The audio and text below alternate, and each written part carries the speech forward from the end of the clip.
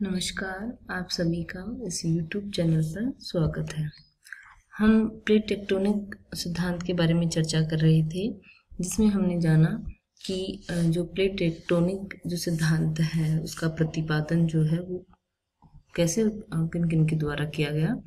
दूसरा, प्लेट्स क्या होती हैं, प्लेट्स का जो प्लेट टेक्टोनिक तो थ्योरी है वो किन पर आधारित है।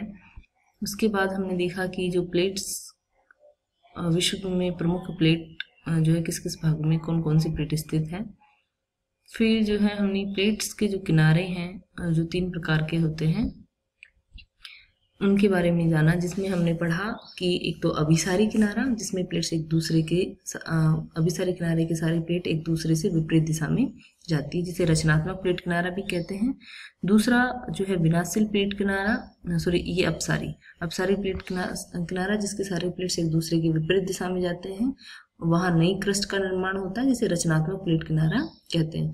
दूसरा जो प्लेट किनारा है वो विनाशशील प्लेट किनारा, जिसके सारी प्लेट्स एक दूसरे की ओर आती हैं और भारी प्लेट के नीचे धंसने से जो है वो प्लेट के किनारे का नुकसान होता है, उसकी क्षति होती है।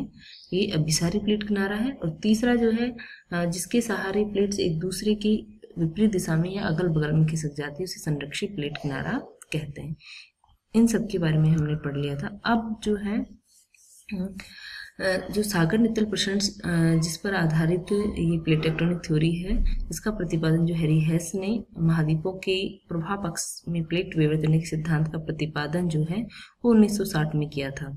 हेस के अनुसार महाद्वीप तथा महासागर जो है वो विभिन्न प्लेट के ऊपर टिके हुए हैं।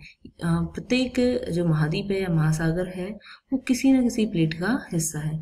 जब ये प्लेट प्रवाहित होती हैं तो उनके सहारे ये महाद्वीप और महासागर जो है या महासागरों की जो तली है वो भी विस्थापित होती है, उसमें भी प्रभाव होता है।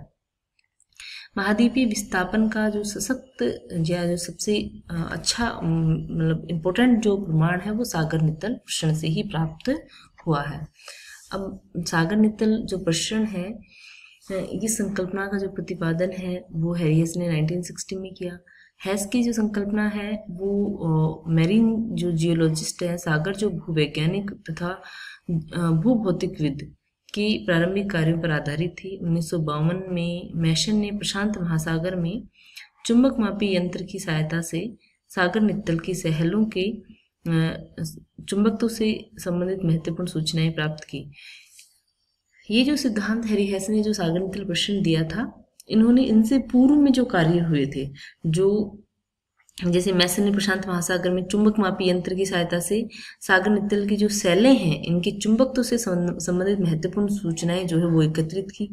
उसके पश्चात उन्होंने उत्तर अमेरिका का जो पश्चिमी तट है मैक्सिको से ब्रिटिश कोलंबिया तक के सहारे भी प्रशांत महासागर के नित्तल का सर्वेक्षण किया, जिसमें उन्होंने पाया कि जो जैसे जैसे हम मध्य कटक से दूर जाते हैं वैसे वैसे जो है जो यहाँ की जो चट्टानें हैं उनके चुंबकत्व के गुणों में परिवर्तन आता है। उनका नॉर्थ टू साउथ जो फैलाव है उसमें अंतर पाया गया है।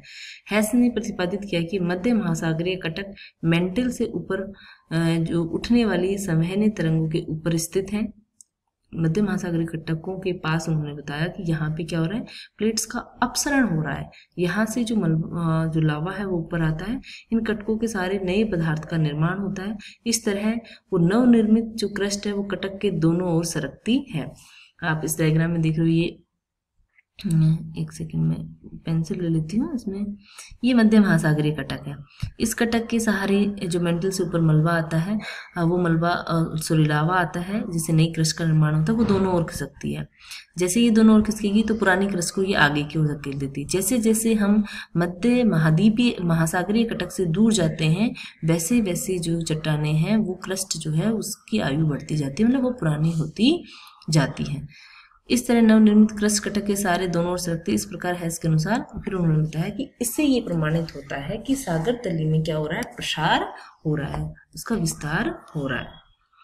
तो पहला आधार तो ये था सागर जो प्लेट टेक्टोनिक थ्योरी का। दूसरा है प्लेट विवर्तनिकी तथा महाद्वीपीय विस्तार। जब महासागर खुलता है तो उसमें विस्तार होता है तो महाद्वीपीय भाग एक दूसरे से दूर विस्थापित होते हैं। जैसे अटलांटिक मध्य महासागरीय जो कटक है, अटलांटिक महासागरीय महासागरीय कटक का जो विस्तार हो रहा है सागर नितल प्रश्न सिद्धांत के अनुसार, उससे क्या हो रहा है कि उत्तरी अमेरिका, दक्षिणी अमेरिका और जो यूरोप और अफ्रीका का जो पश्चिमी तट है, ये एक दूसरे से, इनके मध्य जो है दूरी बढ़ रही है और अटलांटिक महासागर का क्या हो रहा है, प्रसार हो रहा है। और जब महासागर बंद होता है तो महाद्वीप एक दूसरे के निकट आते हैं। अब हम बात करते हैं कि प्लेट टेक्टोनिक जो सिद्धांत है, इसके अनुसार पर्वतों की उत्पत्ति कैसे होती है। प्लेट्स के जो किनारे हैं, इन किनारों पर पर्वतों का निर्माण होता है। जो अपसारी किनारे हैं, जिसमें ये पहला दिखाया गया है, जो अपसारी किनारे हैं, प्लेट्स के क्षैतिजीय अपसरण के दौरान मैग्मा का उत्सर्जन सतह पर लावा के रूप में होता है। और जब ये लावा कटक, जो इससे क्या होता है, लावा कटक का निर्माण होता है। उस लावा कटक से पर्वतीय जैसी संरचना निर्मित हो जाती है। तो अपसरण के साथ जो नई क्रस्ट का जो निर्माण होता है, जब लावा बाहर निकलता है, लावा ठंडा होता है, उससे लावा कटक का निर्माण होता है। दूसरा जो कि सबसे ज्यादा इंपॉर्टेंट है, अभिसारी किनारे, जिसे विनाशशील किनारे भी कहते हैं।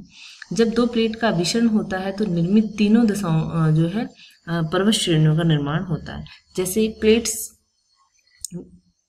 प्लेटें हैं जो है दो प्रकार की होती है, तो महाद्वीपीय प्लेट, एक महासागरीय, तीन प्रकार की होती है, महाद्वीपीय, महासागरीय और ऐसी होती है महाद्वीपीय और महासागरीय दोनों हैं। जिन प्लेटों पर अधिकांश भाग पर महाद्वीप स्थित है वो महाद्वीपीय प्लेट कहलाती है, और जिनके अधिकांश भाग पर महासागर स्थित है वो महासागरीय प्लेट, और जिन पर दोनों स्थित है महाद्वीपीय महासागरीय। जब महाद्वीपीय और महाद्वीपीय प्लेट के अभिसरण होता है, दोनों ओर महाद्वीपीय प्लेट स्थित है, इनके मध्य यदि अभिसरण होता है तो भूसन्नति में वलित पर्वत बनते हैं।